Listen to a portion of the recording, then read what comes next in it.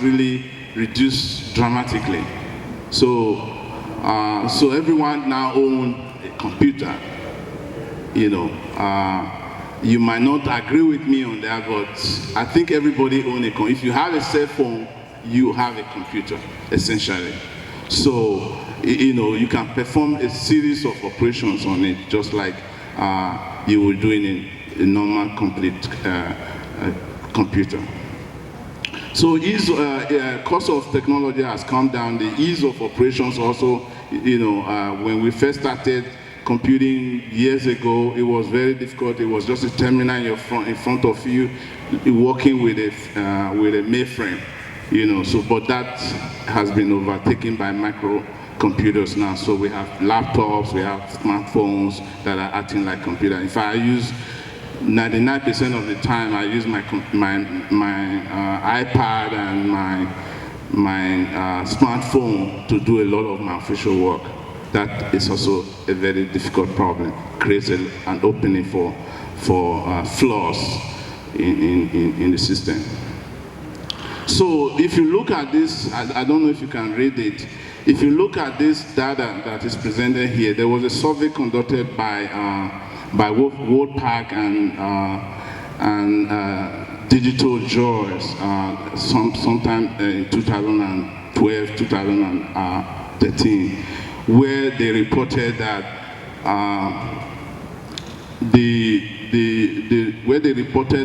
the growth in the use of Facebook, by Africans.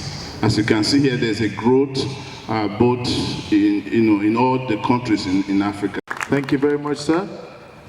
Now we are going straight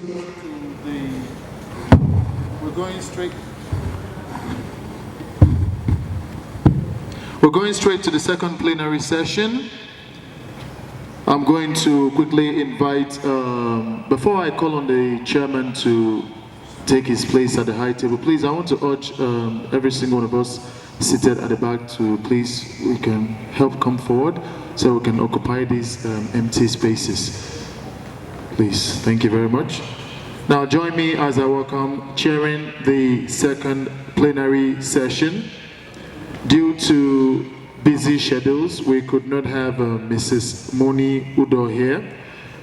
Standing in for her, he is a former IT entrepreneur, a real estate developer, built environment expert, public policy analyst. He is the chairman, Red Brick Homes International Limited, and also an advisor, a special advisor to CESIAN. Please join me, put your hands together as we welcome Mr. Babatunde Badamosi. Please, can we give him a round of applause? You're welcome, sir. Joining him as one of the panelists, Mr. Ayodeji Omotade, the Executive Director of Digital Forensics Limited, Abuja. Please put your hands together for Mr. Ayodeji. You're welcome, sir. Our first speaker could not be here with us, so he sent a representative in person of Mr. Tolulope Odunsi from Digital Jewels. Please, can we put our hands together for him? Mr. Tolulope, you're welcome, sir. Our second speaker, he is the immediate past president, Isaka Abuja branch. Please join me and make welcome Mr. Weyemi Onifade to the table. Please can we put our hands together for him as he's coming, as he comes forward.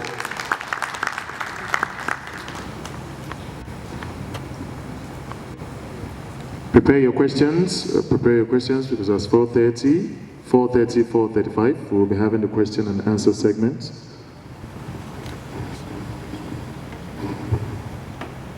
Good afternoon.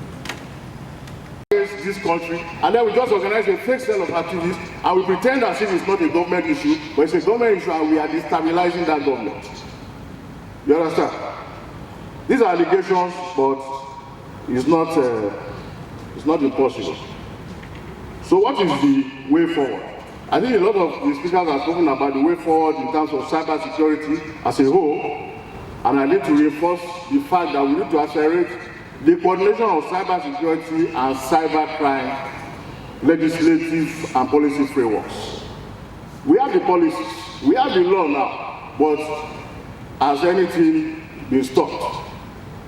Has anybody been prosecuted? I'm very happy that tomorrow I learned that the conference is going to talk about the Cybercrime Act. I looked at the program, it's going to talk about that. But the question is, nobody has been prosecuted. If you don't prosecute people, how are you going to deter people? You understand? So we clamored for this law for a very long time. Now the law is there. What is the use of the law? I was just talking to my colleague over there. We are talking about digital forensics. That you need to start applying, when you start taking people to court for criminal activities that involve the computer, you need to have forensics involved. But for us, as the way forward, even though some activists have been arrested and prosecuted in the US and the UK, it is bigger than prosecution. The problem is not just about prosecuting people. There has to be a change in the attitudes, in the culture, and that voice. The young people want to have a voice, and if you suppress their voice, they will be easy prey to organizations like this. The education system, University of Minna, I'm happy to learn that they are involved in developing capacity, but apart from University of Minna, and there's another university that Mr. Adejola always talks about, is that the National State University. The very few universities are taking serious about cyber security. You understand? And that needs to change because it is a national security priority, whether we like it or not. A lot of things that affect our national interests, the economy, they are based on cyber. We are in the age of cyber. The industry, we need to find a way of connecting this cyber security to job creation, so that we must use some kind of very creative and meaningful ways. So we need to build capacity, that has been stressed already, and international relationships, because when you are fighting this kind of war, you are going to have people that are going to be in other countries attacking you. How do you get hold of those kind of people if the government of that country is not cooperating with you, if you don't have a relationship? You understand? So those are the kind of things. Idea Hub is a very successful youth innovation initiative of the government. I think that one of the things I've always said is that Idea Hub that is supporting a lot of young people and young innovators and entrepreneurs to also focus on security as a priority, cyber security as a priority. It's good to be building programs, mobile apps and things like that, but you also need your young people to be very strong in that area, because that is going to secure you in the future. Then you should look at research. Somebody spoke about that earlier today too. Research and then measurement. A lot of while I was developing this presentation, I was looking for data. I didn't see much data in Nigeria. We need to start measuring things. If you measure, then you can know where you are, you can know what you need to do. You can compare, you can check out what other people are doing. And then you also need to have a multi-stakeholder, inclusive approach, not just doing your thing alone in terms of the policy formulation, in terms of the implementation. Something that is inclusive, so that other people are involved. And finally, the big one in going forward is good governance. Who is going to build the car? Because most of these issues are about good governance. This is about frustration. People are frustrated and they start referring to this. For us, at Nigeria Computer Society, in July, we are going to address innovation in national security at this same venue in July. We are going to invite stakeholders again to be part of it. It's not just in cyber security. We are going to look at how information technology should be used in counter-terrorism. Because if you want to fight 21st century war, you must use 21st century approach, 21st century thinking, 21st century tools.